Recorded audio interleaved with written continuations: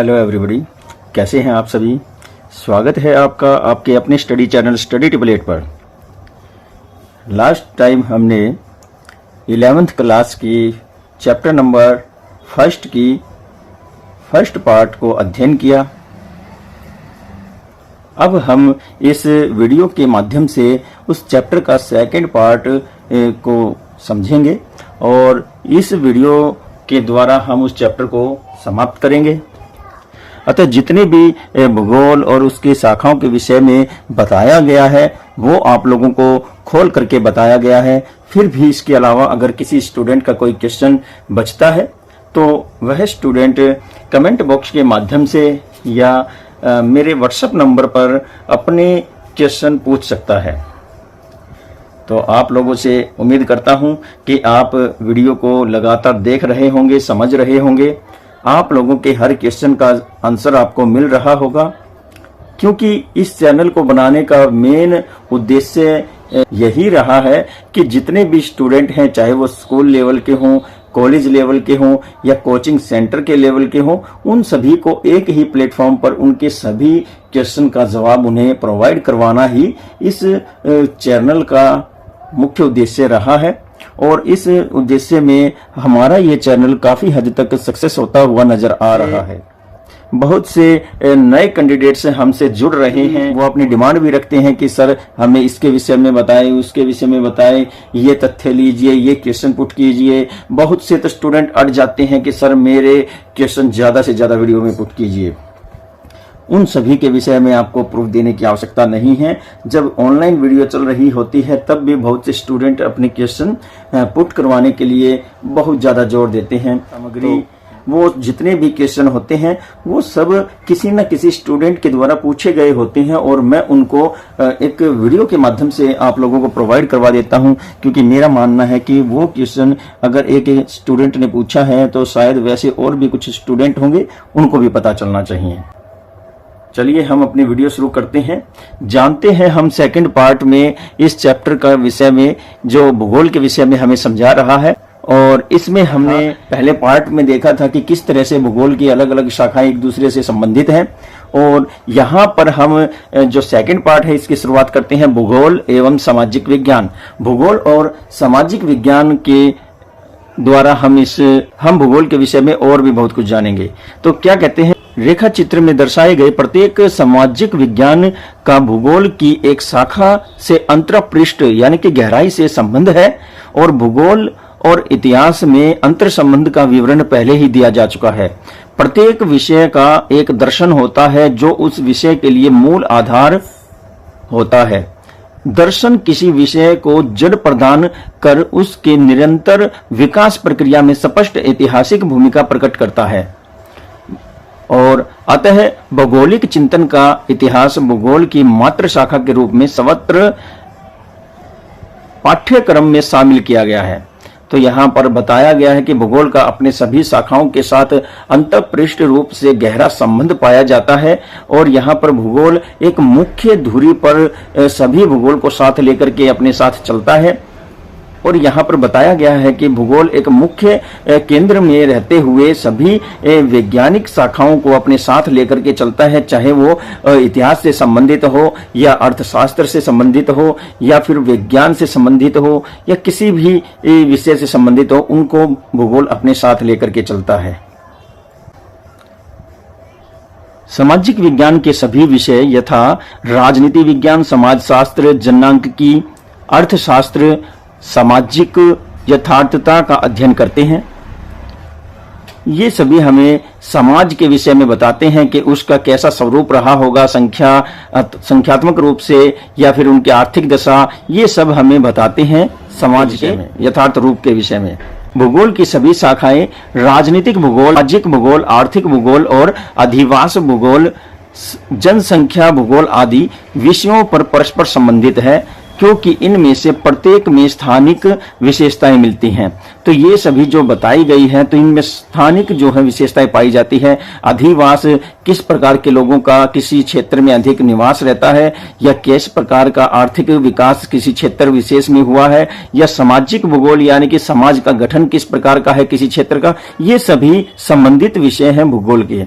आगे क्या बता रहा है, आगे बताया गया राजनीतिक शास्त्र का मूल उद्देश्य राज्य, क्षेत्र, जनसंख्या, प्रभुसत्ता का विश्लेषण है, जबकि राजनीतिक भूगोल एक क्षेत्रीय इकाई के रूप में राज्य तथा उसकी जनसंख्या के राजनीतिक व्यवहार का अध्ययन करता है। तो ये किसी क्षेत्र विशेष में रहने वाले लोगों की परिस्थिति, उनका रहन सहन, उनकी जनसंख्या का आकलन करना, उनकी राजनीतिक दशाओं का वर्णन करना और किस प्रकार से वो समाज संगठित है, इन सब का अध्ययन करता है। अर्थात अर्थशास्त्र की मूल विशेषताओं विवरण, विनिमय, उत्पादन और उपभोग का विवेचन करता है। इन विशेषताओं यानी कि चित्र नंबर 1.1 हमने देखा था, भूगोल तथा इसका अन्य विषयों से संबंध में से प्रत्येक का स्थानिक पक्ष होता है, अतएव वहां आर्थिक भूगोल की भूमिका आती है, जो विनिमय, उत्पादन, वितरण और उपभोग के स्थानिक पक्ष का अध्ययन करता है। इसी प्रकार जनसंख्या भूगोल का सांख्यिकी से घनिष्ठ संबंध है। तो ये बताया गया है किस तरह से जो भूगोल की अन्य शाखाएं हैं वो एक दूसरे से संबंधित रहते हुए वो अपने एक विशेष क्षेत्र का अध्ययन करते हैं और उनका आकलन करते हैं, समस्याओं का पता लगाते हैं, जटिलताओं का पता लगाते हैं और सुगमताओं का पता लगाते हैं। सभी विषय में अध्ययन करते हुए लोगों को उनके विषय में अध्ययन करवाते हैं। उपरोक्त विवेचन से स्पष्ट है कि भूगोल का प्राकृतिक एवं सामाजिक विज्ञानों से घनिष्ठ संबंध है। यह अध्ययन के विधि, तंत्र एवं उपादानों का अनुसरण करता है, जो इसे अन्य विषयों से अलग करता है। इसका अन्य विषयों से पराशरणी संबंध होता है। तो भूगोल के इन्हीं अध्ययन विषयों की वजह से इसको अन्य अध्ययनों से, अन्य विषयों से अलग करता है। और विज्ञान जो सामाजिक विज्ञान है, प्राकृतिक विज्ञान है, इन सब में जो है घनिष्ठ संबंध स्थापित करता है भूगोल। देखिए, आपको मैंने पहले भी बताया है कि जो हमारा चंद्रयान है वो पृथ्वी से निकला और पृथ्वी से निकलने से पहले तक चंद्रयान में एक एक मशीन, एक एक उपकरण के संगठित करने तक, उनको जोड़ने तक, उसको ऊपर जाने के लिए तैयार करने तक साइंस का बहुत बड़ा योगदान रहा है। लेकिन जैसे ही इस साइंस ने अपना कार्य पूरा किया और चंद्रयान चंद्रमा की सतह के पास पहुंचता है और उसका जो रोवर है चंद्रमा पर उतरने के बाद फिर वो क्या अध्ययन करता है, वो अध्ययन करता है भूगोल के विषयों का। भूगोल वहां पर विशेष कार्य कर रहा है। वैज्ञानिकों ने यान को अंतरिक्ष में पहुंचाया। अब अंतरिक्ष से जो यान हमें जानकारियां भेज रहा है, कभी मिट्टी के नमूने तो कभी चट्टानों के नमूने, तो ऑक्सीजन का पता लगा रहा है या प्रकाश का पता लगा रहा है, दिन रात का पता लगा रहा है या फिर वो जीवन का पता लगा रहा है, ये सब वो भौगोलिक कार्य ही वहां कर रहा है। तो समझने वाली बात है, साइंस और भूगोल अलग अलग नहीं कार्य कर सकते, वो दोनों साथ रहते हुए ही एक कार्य को सक्सेस कर सकते हैं। जबकि अन्य सभी विषयों का अपना निजी विषय क्षेत्र होता है, भूगोल वैश्विक सूचनाओं के बहाव का अवरोध नहीं करता। जैसा कि शरीर के सभी कोशिकाओं की एक झिल्ली द्वारा पृथक पहचान होती है, किंतु रक्त का बहाव अवरुद्ध नहीं होता। तो यहाँ पर स्पष्ट रूप से बताया गया है कि हमारे शरीर में जो कोशिकाएं, जो झिल्ली होती है, वो एक अलग कार्य करने के लिए पहचानी जाती है, लेकिन उसी में बहने वाले रक्त का जो बहाव होता है वो बिल्कुल भी नहीं रुकता।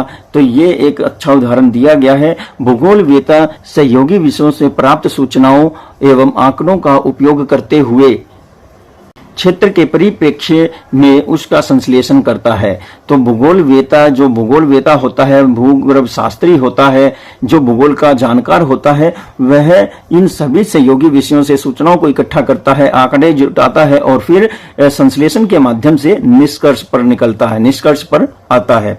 मानचित्र भूगोलवेत्ताओं का बहुत प्रभावशाली उपकरण होता है, जिसके द्वारा क्षेत्रीय प्रतिरूप को प्रकाश में लाने के लिए सारणीबद्ध आंकड़ा परिदृश्य रूप से परिवर्तित किया जाता है। तो यहाँ पर मानचित्रात्मक जो बताया गया है भूगोलवेत्ताओं का, तो मानचित्रात्मक रूप से भी भूगोल के बहुत से अध्ययन में सहायता मिलती है।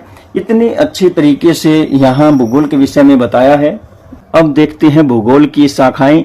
तो भूगोल की शाखाएं क्या है, फिर से हम चित्र 1.1 पर नजर डालें। जो चित्र हमने पिछले पार्ट में देखा था उसी के आधार पर यहाँ बताया गया है। इससे यह स्पष्ट प्रकट होता है कि भूगोल अध्ययन का एक अंतर्शिक्षण विषय है। प्रत्येक विषय का अध्ययन कुछ उपागमों के आधार पर किया जाता है। इस दृष्टि से भूगोल के अध्ययन के दो प्रमुख उपागम हैं। नंबर 1 विषय वस्तु यानी कि क्रमबद्ध, और नंबर 2 प्रादेशिक। विषय वस्तु भूगोल का उपागम वही है जो सामान्य भूगोल का होता है, और यह उपागम एक जर्मन भूगोलवेता अलेक्जेंडर वॉन हम्बोल्ट 1769 से 1859 द्वारा परिवर्तित किया गया। जबकि प्रादेशिक भूगोल का विकास हम्बोल्ट के समकालीन एक दूसरे जर्मन भूगोलवेता कार्ल रिटर 1779 से 1859 के माध्यम से किया गया।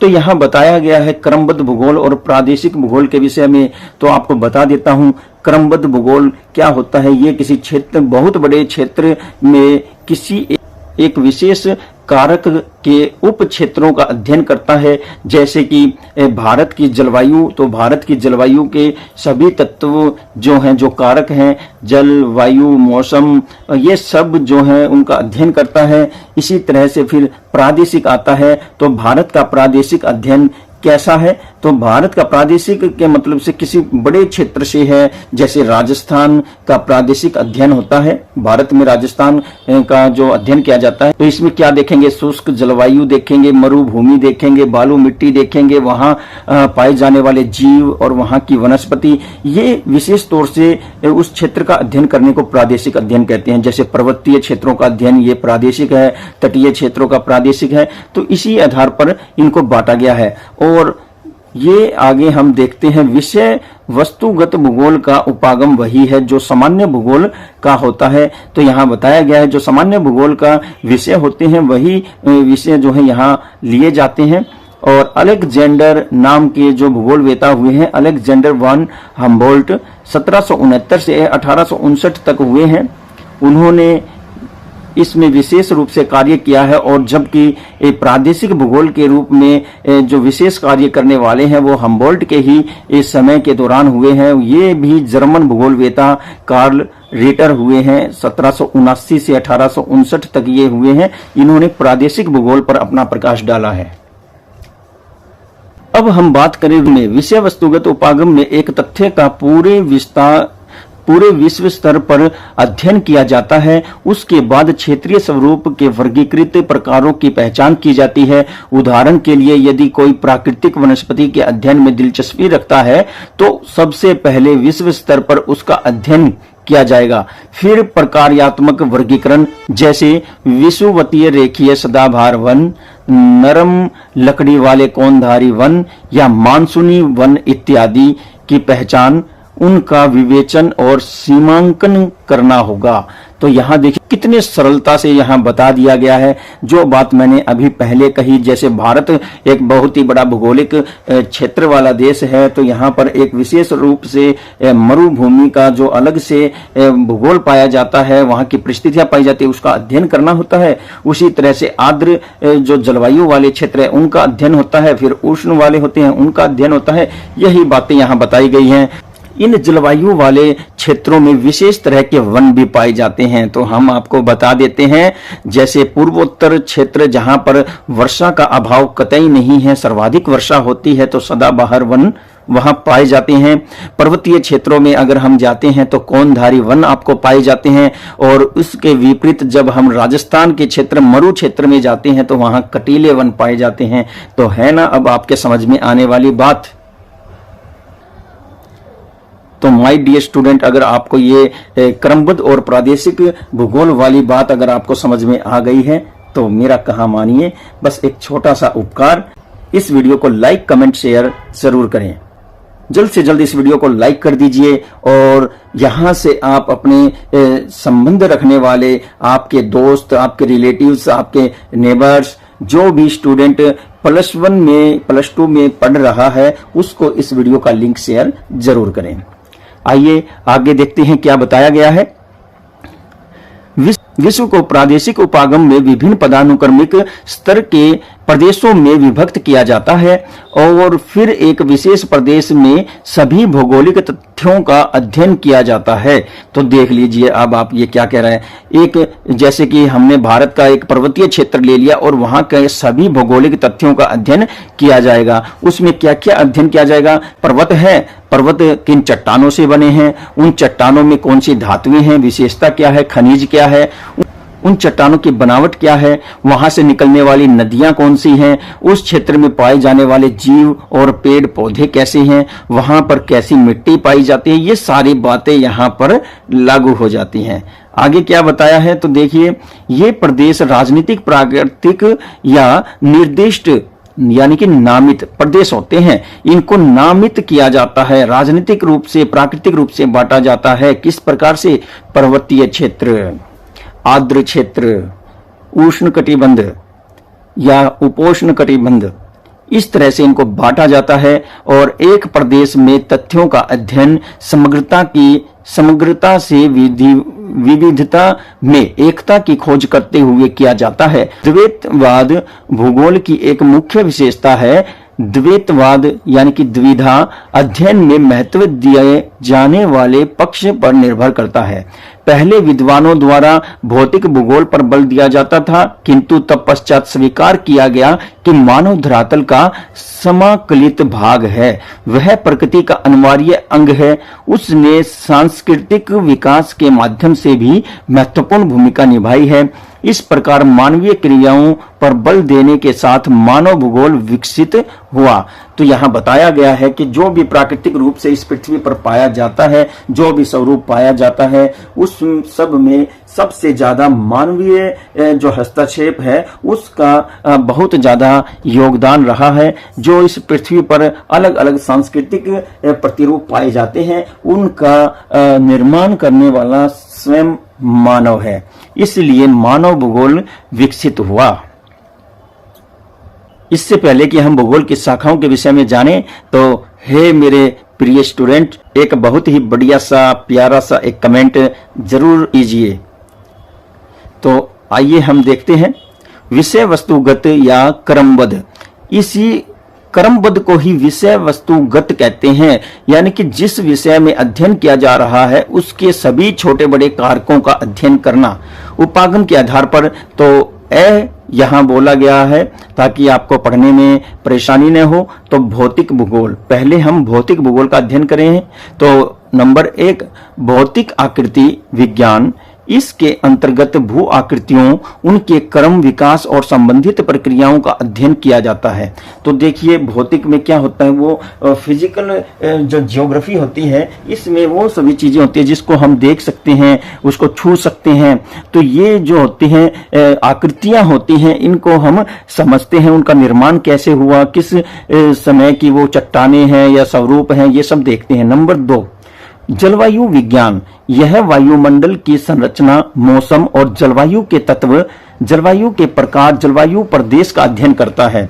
तो ये पॉइंट आपको समझ में आ जाना चाहिए। जलवायु यानी कि किसी भी क्षेत्र के जल और वायु का अध्ययन करता है। जल में जीवन का अध्ययन करता है, वायु में जीवन का अध्ययन करता है, वहां के मौसम का अध्ययन करता है। जलवायु के जो तत्व अभी मैंने आपको बताए, हवा, पानी है और जो मौसम है, ये सभी मिलते हैं तब कहीं जाकर के उस क्षेत्र पर जलवायु का निर्माण होता है। तो इनका जो भौतिक भूगोल है ये अध्ययन करता है और ये भूगोल की बहुत ही जबरदस्त शाखा होती है, और जिसका अध्ययन अभी हमारा जो रोवर है चंद्रमा पर कर रहा है। नंबर 3 देख लेते हैं, जल विज्ञान। इसके अंतर्गत धरातल के जल परिमंडल, जिसमें समुद्र, नदी, झील तथा अन्य जलाशय शामिल हैं, तथा उसका मानव सहित विभिन्न प्रकार के जीवों और उनके कार्यों पर प्रभाव अध्ययन करना है। तो यहाँ देखिए जो जल है, जलीय क्षेत्र है, उसका उसी के आधार पर अध्ययन करना कि वह हमारे लिए या जीवों के लिए किस प्रकार से लाभदायक है, ये जल कहाँ से आता है, या समुद्र की विशेषता क्या है, कौन से जीव पाए जाते हैं, उसका घनत्व कैसा है, वो कितना गहरा है, ये सारी बातें इसमें देखी जाती हैं। झील है, नदी है, वो मीठे पानी की है या खारे पानी की है, कितनी गहरी है, किस सागर में मिलती है, या झील कहाँ से किस नदी नदी से कटकर बनी है, ये सारी बातें देखी जाती हैं। पॉइंट नंबर 4, मृदा भूगोल।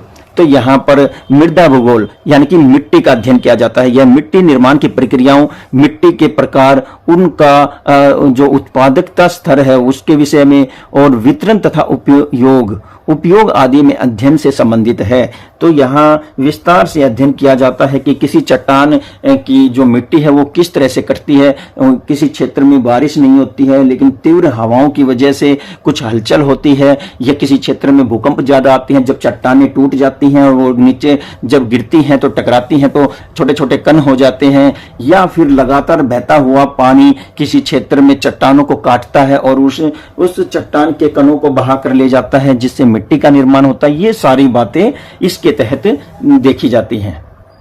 अब इस चित्र को ही ले लीजिए, इसमें भूगोल की शाखाएं दर्शाई गई हैं और इसमें बताया गया है क्रमबद्ध उपागमन के आधार पर। तो कैसे हम इसको समझेंगे, तो देखिए यहाँ पर जो भूगोल की शाखाएं हैं, ये 4 शाखाएं यहाँ दिखाई गई हैं, भौतिक और सिद्धांत या फिर दर्शन शास्त्र, विधि एवं तकनीक, और फिर आता है मानव। तो यहाँ देखते हैं भौगोलिक। भौगोलिक जो होता है इसमें क्या क्या आएगा, इसमें यहाँ देखिए हम आते हैं इसकी शाखाओं में। भौगोलिक में देखेंगे मृदा भूगोल, जल विज्ञान, जलवायु विज्ञान, भू आकृतिक विज्ञान, ये हम इसमें अध्ययन करते हैं। फिर इसके बाद आता है सिद्धांत या दर्शन शास्त्र। इसमें ये 2 अध्ययन किए जाते हैं, भूगोलिक चिंतन और दूसरा है मानव पारिस्थितिकी, मानव पारिस्थितिक या भू एवं मानव पारस्परिक क्रिया। फिर आगे देखते हैं हम विधि एवं तकनीक। विधि और तकनीक की ये शाखाएं बनती हैं। इसमें नंबर 1 पर है मानव चित्र कला, और फिर है मात्रात्मक तकनीक, फिर है क्षेत्रीय सर्वेक्षण, और इसके बाद जो 4थे नंबर पर है भू संरचना। यहाँ भी भू संरचना के विषय में 3 उप क्षेत्र दिए गए हैं, ये उपागम दिए गए हैं भू संरचना के। GIS है, GPS है, LIS है। ये क्या है, इनके विषय में जानते हैं, इनके विषय में हम विस्तार से जानेंगे। इसके पहले हम देख लेते हैं अंतरापृष्ठ जीव भूगोल। अब हम देखेंगे अंतरापृष्ठ जीव भूगोल के विषय में। तो देखिए यहाँ पर अंतरापृष्ठ जो जीव भूगोल है ये तो है ही, और इससे पहले एक और यहाँ पर क्षेत्र आता है मानव भूगोल का। मानव भूगोल का इससे पहले देखेंगे क्योंकि हमने ये 3 पहले देख लिए हैं, अब ये आखिरी बचता है नंबर 4। तो यहाँ से हम आएंगे मानव भूगोल के क्षेत्र में। तो मानव भूगोल में पहला अध्ययन सामाजिक एवं सांस्कृतिक रूप से किया जाता है, फिर जनसंख्या और बस्ती, और उसके बाद आर्थिक, और फिर ऐतिहासिक होता है, और फिर होता है राजनीतिक। तो इनके भी अध्ययन किए जाते हैं। तो जनसंख्या और बस्ती में कौन से आते हैं, ग्रामीण और नगरीय, किस प्रकार की जनसंख्या और कितनी जनसंख्या इनमें बसी हुई है ये देखा जाता है। अब आते हैं आर्थिक में। तो मानव का जो आर्थिक परिवेश है इसमें भी कुछ अलग से अध्ययन किए जाते हैं। कृषि यानी कि किसी क्षेत्र का जो आर्थिक स्वरूप है वो कृषि के कारण है, औद्योगिक या कौन सा क्षेत्र औद्योगिकरण की वजह से जो है प्रसिद्ध है या वो खुशहाल जीवन जी रहा है। इसके बाद फिर पर्यटन है, फिर व्यापार एवं परिवहन है। अवसंरचना देखी जाएगी कि उस क्षेत्र की आर्थिक अवसंरचना कैसी है, वो किस तरह से धीरे धीरे विकसित हुआ है, क्या कारण रहे होंगे। और फिर सेवाएं भी देखी जाएंगी। सेवाएं आप समझते हैं उसमें किस तरह की कार्य किए जाते हैं जो प्रोडक्शन के अलावा होती हैं। आइए अब हम बात करते हैं ब नंबर की, यानी कि मानव भूगोल। तो मानव भूगोल में कैसे क्या अध्ययन किया जाता है। नंबर 1 आर्थिक भूगोल। इसके मानव भूगोल में आर्थिक भूगोल का अध्ययन किया जाता है, और इसके अंतर्गत मानव की आर्थिक क्रियाओं जैसे कृषि, उद्योग, पर्यटन, व्यापार एवं परिवहन और अवस्थापना तत्व एवं सेवाओं का अध्ययन किया जाता है। नंबर 2 देखते हैं ऐतिहासिक भूगोल। यह उन ऐतिहासिक प्रक्रियाओं का अध्ययन करता है जो क्षेत्र को संगठित करती है। प्रत्येक प्रदेश वर्तमान स्थिति में आने के पूर्व यानी कि पहले ऐतिहासिक अनुभवों से गुजरता है और भौगोलिक तत्वों में भी सामयिक परिवर्तन होते रहते हैं और इसी की व्याख्या ऐतिहासिक भूगोल करता है। तो ऐतिहासिक भूगोल जो है इसकी व्याख्या जरूर करता है, यानी कि जो गांव पहले छोटा सा गांव होता था जिसमें कुछ ही 100 परिवार निवास करते थे, उनका व्यवसाय कृषि कार्य था और छोटी मोटी दुकान करने वाले थे, इस तरह से वहां लोग गुजारा करने वाले थे। लेकिन गवर्नमेंट की वजह से, गवर्नमेंट के प्लान की वजह से या फिर वहां पर कोई खान मिल जाने की वजह से कोई उद्योग स्थापित हो जाते हैं, वहां पर आर्थिक क्षेत्र स्थापित कर दिया जाता है, जिससे आसपास के गांव के लोग भी वहां पर रोजगार की तलाश में आते हैं। धीरे धीरे सुविधाएं बढ़ जाती हैं और वो गांव से कस्बा, कस्बे से फिर वो एक नगर बन जाता है और नगर से फिर धीरे धीरे महानगर बन जाता है। तो क्यों स्टूडेंट, आपको आया समझ में किस तरह से ये कार्य करता है। और नंबर 3 में देखिए राजनीतिक भूगोल। यह क्षेत्र को राजनीतिक घटनाओं की दृष्टि से देखता है और सीमाओं, निकटस्थ पड़ोसी इकाइयों के मध्य भूवैन्यासिक संबंध, निर्वाचन क्षेत्र का परिसीमन और चुनाव परिदृश्य का विश्लेषण करता है। साथ ही जनसंख्या के राजनीतिक व्यवहार को समझने के लिए सैद्धांतिक रूपरेखा का विकास करता है। तो देखिए राजनीतिक रूप से वहां का अध्ययन करता है कि पहले हरियाणा, पंजाब, तेलंगाना, आंध्र प्रदेश, किस तरह से ये जो आज 2 राज्य हम देख रहे हैं, कभी ये एक ही राज्य होते थे, इसका स्ट्रक्चर कैसे बना हुआ था, किस तरह से इसकी सीमांकन किया गया और इसको बांट करके अलग अलग सांस्कृतिक रूप से ये अपनी पहचान बनाते हैं, ये इसके तहत आता है। और फिर आता है नंबर 4 सामाजिक सांस्कृतिक भूगोल। इसके अंतर्गत समाज तथा इसकी स्थानिक प्रादेशिक गत्यात्मकता एवं समाज के योगदान से निर्मित सांस्कृतिक तत्वों के विषय में अध्ययन किया जाता है। तो यहां देखिए क्या क्या बातें बताई गई हैं, सारा कुछ समाज में पाया जाने वाला ये जो सांस्कृतिक तत्वों कहा गया है, सांस्कृतिक तत्वों यानी कि कैसे घर बने होते हैं, कैसे लोग कपड़े पहनते हैं, कैसे लोगों की भाषा, कैसे लोगों की बोली होती है, किस तरह के वो त्योहार बनाते हैं। तो ये सब जो है यहाँ पर देखा जाता है सामाजिक और सांस्कृतिक में। इसके बाद हम देखते हैं नंबर 5 जनसंख्या एवं अधिवास भूगोल। जनसंख्या एवं अधिवास भूगोल के विषय में हम जानेंगे क्या बताया गया है कि देखिए यह ग्रामीण और नगरीय क्षेत्रों में जनसंख्या वृद्धि, उसका वितरण, घनत्व, लिंगानुपात, प्रवास, इन सब पर अध्ययन करता है। तो ये जनसंख्या बस्ती के विषय में है। यहाँ देखिए यहाँ दिखाया गया है कि इसकी 2 उप शाखाएं हैं, ग्रामीण और नगरीय। वही बात यहाँ बताई गई है, किस प्रकार से कोई गांव है, कोई नगर है, वहां का घनत्व कैसा है, लिंगानुपात क्या है, प्रवास कैसे हुआ है, भाई बाहर से लोग आए हैं या इंटरनेशनल स्तर से लोग आए हैं या उसी क्षेत्र के आसपास के गांव के लोग आए हैं, ये सब देखा जाता है। और फिर देखिए भूगोल की जो शाखाएं हैं, जैसे प्रादेशिक उपगमन के आधार पर व्यावसायिक संरचना आदि का अध्ययन करता है, जबकि अधिवास भूगोल में ग्रामीण तथा नगरीय अधिवासों के वितरण, प्रारूप एवं अन्य विशेषताओं का अध्ययन करता है। तो इस तरह से भूगोल की सभी शाखाएं अपने अपने क्षेत्र में जो है एक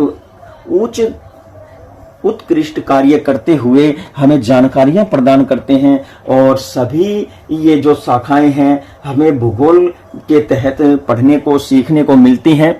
अब नंबर है 6 यानी कि जीव भूगोल। तो जीव भूगोल भौतिक भूगोल एवं मानव भूगोल के अंतरापृष्ठ के परिणाम स्वरूप जीव भूगोल का उदय हुआ।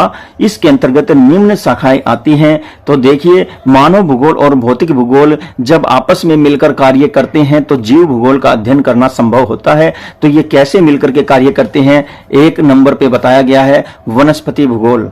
यह प्राकृतिक वनस्पति का उसके निवास क्षेत्र में स्थानिक प्रारूप का अध्ययन करता है।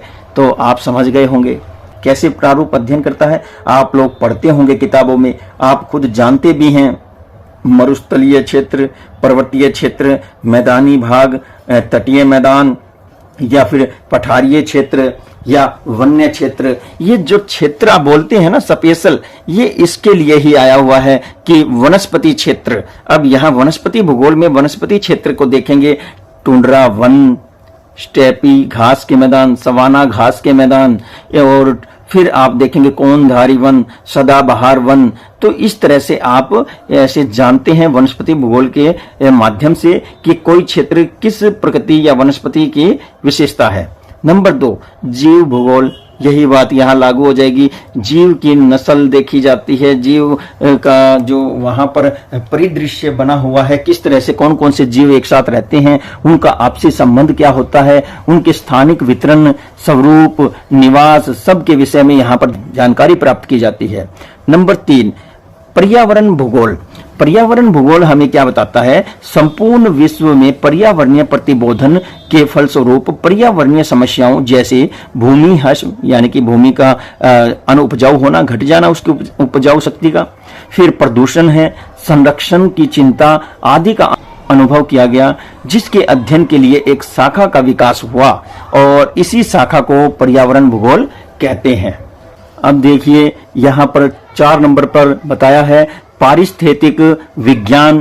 पारिस्थितिक विज्ञान यह प्रजातियों जो स्पीसीज पाई जाती हैं उनके निवास स्थिति का अध्ययन करता है। नंबर 2 पर देखते हैं प्रादेशिक उपागम पर आधारित भूगोल की शाखाएं। तो प्रादेशिक उपागम क्या होता है?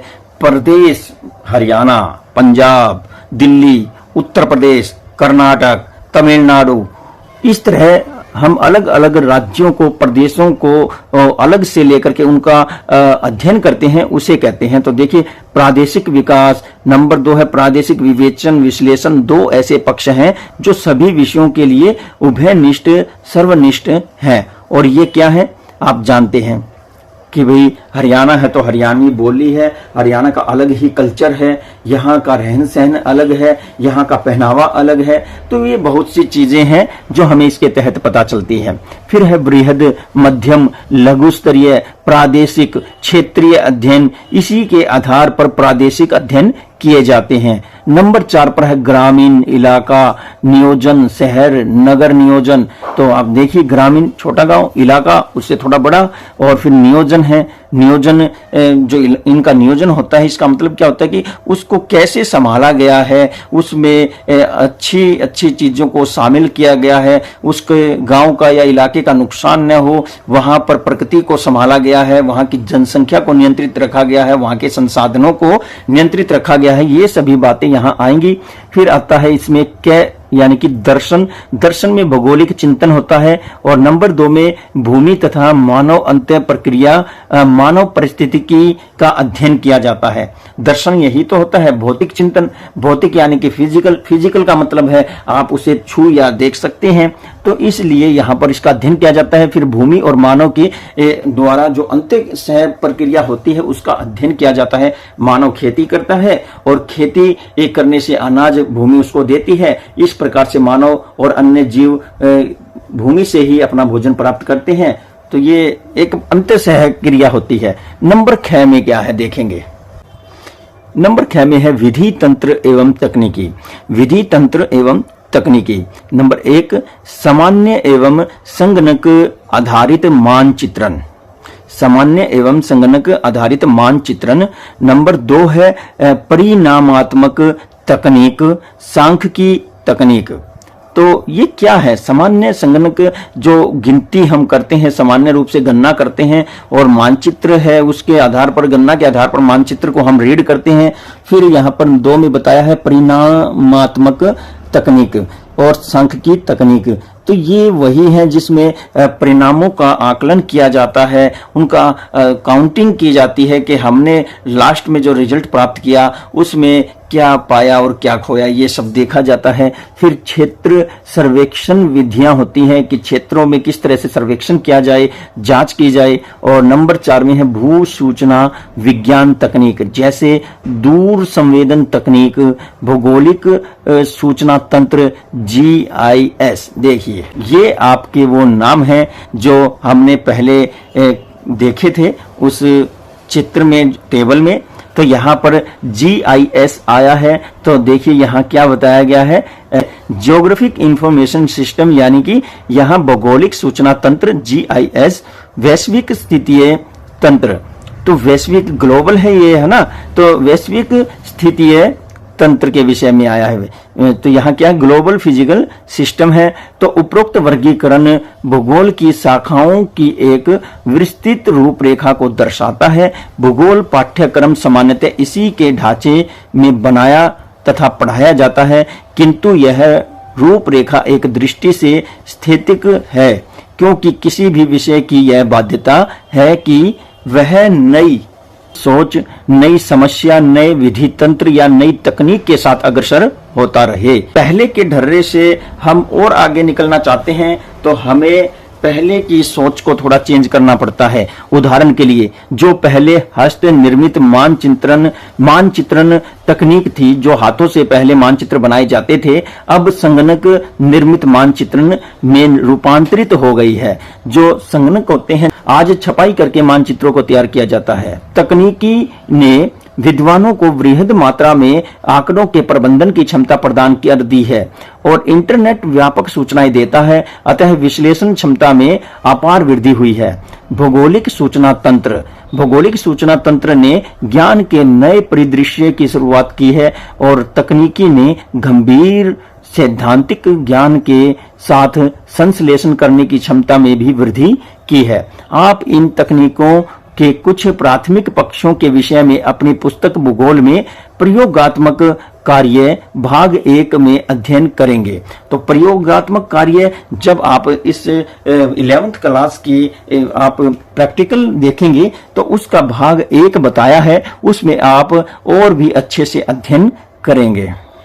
अब है भौतिक भूगोल एवं इसका महत्व। भौतिक भूगोल क्या है, फिजिकल जो ज्योग्राफी है और इसकी जो इंपॉर्टेंस है, इसके विषय में जानेंगे। पुस्तक का शीर्षक और विषय सूची इसके विषय क्षेत्र को दर्शाता है। यहाँ भूगोल की इस शाखा के महत्व को बताना उचित होगा। भौतिक भूगोल में भूमंडल, भू आकृतियां, प्रवाह, ऊंचावच, वायुमंडल, इसकी बनावट, संरचना, तत्व और मौसम तथा जलवायु, तापक्रम, वायु दाब, वायु वर्षा, जलवायु के प्रकार इत्यादि। जलमंडल में क्या आएगा, समुद्र, सागर, झीलें तथा जल परिमंडल से संबंधित तत्व। जैव मंडल में होता है जीव के स्वरूप, मानव तथा बृहत जीव और उनके पोषक प्रक्रम जैसे खाद्य श्रृंखला, पारिस्थितिक प्राचल और पारिस्थितिक संतुलन का अध्ययन शामिल होता है। तो इस तरह से हम समझ सकते हैं कि जो भूगोल है, भौतिक भूगोल है, इसको अलग अलग भागों में बांटा गया है। और अगर हम देखें तो यहाँ डिवाइड कर सकते हैं कि सबसे पहले वायुमंडल, जलमंडल और स्थल मंडल, ये 3 मंडल लेते हैं और इन तीनों के मिश्रण से मिल जाने से बनता है एक जैव मंडल और इन सभी के तहत पाए जाने वाले सभी तत्वों का अध्ययन किया जाता है इस भौतिक भूगोल में। इसी तरह से मिट्टियां मृदा निर्माण प्रक्रिया के द्वारा निर्मित होती हैं और वे मूल चट्टान जैविक प्रक्रिया, जलवायु एवं कालावधि पर निर्भर करती हैं। कालावधि मिट्टियों को परिपक्वता प्रदान करती हैं तथा मृदा पार्श्विका के विकास में मदद प्रदान करती है। तो देखिए किस तरह से, कितने अच्छे से बताया। बस समस्या यहाँ है, आप कुछ स्टूडेंट के लिए परिपक्वता नहीं समझ में आ रहा, पार्श्विक समझ में नहीं आ रहा, कालावधि समझ में नहीं आ रहा, तो ये स्टूडेंट कृपया करके अपने टीचर से या फिर मुझसे भी आप कमेंट करके पूछ सकते हैं कि सर इन शब्दों का अर्थ क्या है। और जब ये शब्द आपको सरल लगने लगेंगे, आपके लिए ज्योग्राफी बिल्कुल ईजी हो जाएगी। कुछ नहीं है जो आप पढ़ चुके हैं, सब कुछ वही है, बस इन शब्दों ने आप लोगों को हुलझा रखा है। तो देखिए परिपक्वता एक ऐसी स्थिति होती है जब मिट्टी बन करके तैयार हो जाती है। एक निश्चित समय लेती है मिट्टी बनने में। कैसे समय लेती है, चट्टानें टूटेंगी, अपक्षय या अपर्दन के द्वारा जो मिट्टी है वो पानी में बहकर जाएगी। फिर पानी में बहकर जाते हुए पानी और भी बहुत सी चीजें हैं, तिनका है, पत्ते हैं, कागज है और जो जीव जंतु है उनके मल है, मूत्र है, उन सबको बहा कर ले जाता है, सबको इकट्ठा करता रहता है, उनको ले जाता जाता रहता है, कुछ कंकर होते हैं और फिर एक विशेष स्थान पर जहां पर नदी समाप्त होती है वहां उनको गिरा देती है और वहां गिरा देने के बाद वो काफी वर्षों तक वहां दबे पड़े रहते हैं। उनमें जीवों के अवशेष भी होते हैं और समय बीतने के साथ साथ एक उपजाऊ मिट्टी का निर्माण होता है, क्योंकि ह्यूमस उसमें अपना कार्य करती है। तो एक बहुत ही बड़ी प्रक्रिया है डियर स्टूडेंट, और तब जाकर के ये मिट्टी जो है परिपक्वता की सिचुएशन में आती है। तो इस तरह से समझा जा सकता है इस शब्द को। तो आप समझा करें, पीछे न रहें, ज्यादा से ज्यादा प्रयास करें ऐसे शब्दों को जानने का। मानव के लिए प्रत्येक तत्व महत्वपूर्ण है। भू आकृतियां आधार प्रस्तुत करती हैं जिस पर मानव प्रक्रियाएं संपन्न होती हैं। मैदानों का प्रयोग कृषि कार्य के लिए किया जाता है, जबकि पठारों पर वन और खनिज संपदा विकसित की जाती है। चरागाहों, पर्वत वनों, पर्यटक स्थलों के आधार पर तथा निम्न क्षेत्रों को जल प्रदान करने वाली नदियों के स्रोत होते हैं। जलवायु हमारे घरों के प्रकार, वस्त्र, भोजन को प्रभावित करती है और जलवायु का वनस्पति, सस्य प्रतिरूप, पशुपालन एवं उद्योगों आदि पर भी गहरा प्रभाव पड़ता है। मानव ने ऐसी तकनीक का विकास किया है जो सीमित क्षेत्र में जलवायु को अपरिवर्तित कर देती है। तो यहाँ पर मानव रहते हुए अपने वस्त्र, भोजन, निवास स्थान, अपने स्वास्थ्य, सभी जैसे पशुपालन है, घर बनाना है और पशुओं के लिए चरागाहों का निर्माण करना, इन सब के विषय में मानव ने सारे कार्य कर लिए हैं। तो आगे देखते हैं। जैसे वातानुकूलक, जब गर्मी है तो एयर कंडीशनर का उसने आविष्कार किया है। वायु शीतक बोलते हैं जिसे। तापमान और वर्षा वनों के घनत्व और घास प्रदेशों की गुणवत्ता सुनिश्चित करते हैं। भारत में मानसूनी वर्षा कृषि और आवर्तन प्रणाली को गति प्रदान करती है। वर्षा भूमिगत जल धारक प्रशस्त्र को पुनरावेशित कर कृषि एवं घरेलू कार्यों के लिए जल की उपलब्धता संभव बनाती है। तो देखिए, पुनरावेशित का मतलब है रिचार्ज, दोबारा से उसको तैयार करना। हम संसाधनों के भंडार समुद्र का अध्ययन करते हैं। वह मछली व अन्य समुद्री भोजन के अतिरिक्त खनिजों की दृष्टि से भी संपन्न है। तो कितने अच्छे से हमें ये बात बताई गई है और ये हमें अच्छे से समझ में आना भी चाहिए। भारत ने समुद्री तल से मैग्नीज पिंड न्यूडल्स एकत्रित करने की तकनीक विकसित कर ली है। मृदा एक नवीकरणीय और पुनः स्थापनीय संसाधन है जो विभिन्न आर्थिक क्रियाओं जैसे कृषि को प्रभावित करती है। मिट्टी की उर्वरता प्रकृति से निर्धारित और संस्कृति से प्रेरित होती है।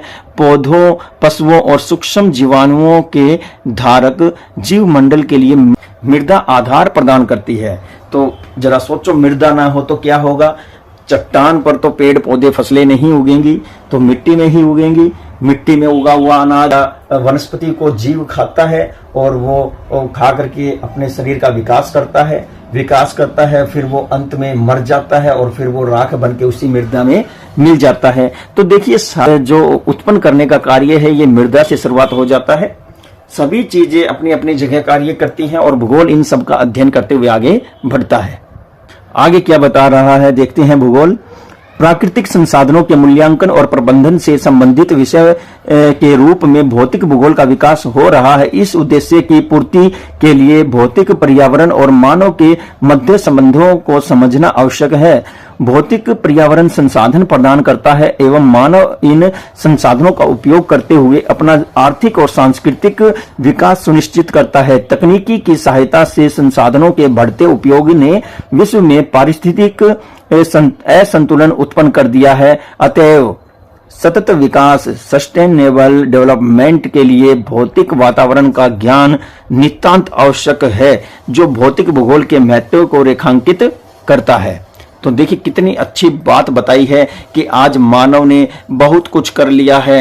एक हमने लास्ट पार्ट में देखा था कि मानव अपने कौशल, अपने स्किल, अपने दिमाग के दम पर कुदरत को चुनौती दे रहा है। वह कह रहा है कि हे प्रभु, तुमने रात बनाई, हमने दीपक जलाया। तुमने मिट्टी बनाई, हमने फसलें उगाई। तुमने गर्मी बनाई, सर्दी बनाई, हमने वस्त्र बनाए। तुमने गर्मी बनाई तो हमने एसी बनाया, कूलर बनाया। तो देखिए कितनी घमंडपूर्ण बातें कर रहा है यहाँ पर मनुष्य, और अब उसको ये घमंड नहीं होना चाहिए। ज्योग्राफी हमें अध्ययन करना सिखाती है कि किस तरह से हम विकट परिस्थितियों से अपने आप को और हमारी इस पृथ्वी को, इसके ऊपर रहने वाले प्रत्येक जीव को निकाल सकते हैं, और इसके लिए मानव योग्य हुआ है और उसको अपनी इस तकनीक के ऊपर जो है घमंड नहीं होना चाहिए। तो देखिए भूगोल क्या है, एक और छोटी सी बात बताई गई है कि भूगोल क्या है। तो भूगोल का उद्देश्य धरातल की प्रादेशिक क्षेत्रीय विभिन्नता का वर्णन और व्याख्या करना है। कौन कहता है? रिचर्ड हर्टशॉन कहता है। रिचर्ड हर्टशॉन ये कहता है कि भूगोल जो है उसका उद्देश्य धरातल की प्रादेशिक और क्षेत्रीय विभिन्नता का वर्णन और व्याख्या करना है। तो यही तो मैं इस चैप्टर के माध्यम से आप लोगों को बता रहा हूं कि इस भूगोल में जो है इतना कुछ मुश्किल है ही नहीं, बस आपको प्रादेशिक और क्षेत्रीय आधार पर इस चैप्टर में एक तो यही बताने की कोशिश की गई है कि भूगोल जो है किसी भी क्षेत्र के प्रादेशिक और क्षेत्रीय विभिन्नताओं और व्याख्या करने का कार्य करता है। दूसरा क्या है? अल्फ्रेड हेटनर। अल्फ्रेड हेटनर क्या कहते हैं? भूगोल धरातल के विभिन्न भागों में कारणात्मक रूप से संबंधित तथ्यों से विभिन्नता का अध्ययन करता है। देखिए भूगोल धरातल के विभिन्न भागों में कारणात्मक रूप से संबंधित तथ्यों के विभिन्नता का अध्ययन करता है, कारणों को ढूंढता है। कारण हमने पहले ही इसमें स्टार्टिंग में पढ़ा था कि भूगोल कहता है क्यों सूर्य ग्रहण हुआ, क्यों पृथ्वी घूम रही है, क्यों पृथ्वी पर वनस्पति है, क्यों पृथ्वी पर जीवन है, क्यों पृथ्वी पर हवा चल रही है, क्यों, ये सभी बातें भूगोल देखता है। डियर स्टूडेंट, यहाँ एक और टेबल दी हुई है, भूगोल की शाखाएं बताई गई है प्रादेशिक उपगमन के आधार पर। तो देखिए भूगोल की जो शाखाएं हैं प्रादेशिक उपगमन के आधार पर 4 बताई गई हैं, और उनमें से भी कुछ की उप शाखाएं हैं। तो सबसे पहले है यहाँ हम देखेंगे प्रादेशिक अध्ययन यानी कि क्षेत्रीय अध्ययन। इसमें क्या आएगा? स्थल प्रादेशिक अध्ययन, मध्य प्रादेशिक अध्ययन, सूक्ष्म प्रादेशिक अध्ययन।